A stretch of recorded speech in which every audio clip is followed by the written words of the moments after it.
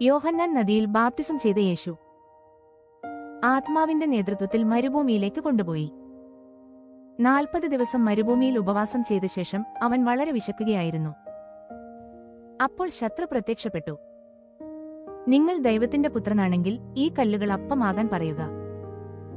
മനുഷ്യൻ ഒരു മാത്രം അപ്പത്തിലും ജീവിക്കുകയില്ല, എന്നാൽ ദൈവത്തിൽ നിന്നുള്ള ഓരോ വാക്കിലും ജീവിക്കും. അപ്പോൾ ശത്രുവ് യേശുവിനെ ക്ഷേത്രത്തിന്റെ ഏറ്റവും ഉയർന്ന സ്ഥലത്തേക്ക് കൊണ്ടുപോയി. നിങ്ങൾ ദൈവത്തിന്റെ പുത്രനാണെങ്കിൽ ഇവിടെ നിന്ന് നിങ്ങളെ താഴേക്കെറിഞ്ഞു വീഴ്ത്തുക. കാര്യം ദൈവം തന്റെ ദൂതന്മാരെ നിന്റെ കാര്യത്തിൽ കമാൻഡ് ചെയ്യും, നിന്നെ സംരക്ഷിക്കാൻ. നിങ്ങളുടെ ദൈവമായ കർത്താവിനെ പരീക്ഷിക്കരുത്. അവസാനമായി ശത്രുവിൻ യേശുവിനെ വളരെ ഉയർന്ന ഒരു മലയിൽ കൊണ്ടുപോയി. അവൻ അവനോട് ലോകത്തിന്റെ എല്ലാ രാജ്യങ്ങളും അവയുടെ മഹിമയും കാണിച്ചു. എല്ലാ ഈ അധികാരവും മഹിമയും ഞാൻ നിന്നെ കുന്തിരിച്ച് ആരാധിച്ചാൽ നിന്നെ നൽകും. എനിക്ക് ദൂരമായിരിക്കുക, ശിതിക. നിങ്ങളുടെ ദൈവമായ കർത്താവിനെ ആരാധിക്കുക, അവനെ മാത്രം സേവിക്കുക. അപ്പോൾ ശത്രു യേശുവിനെ വിട്ടുപോയി. ദൂതന്മാർ വന്ന് സേവിച്ചു.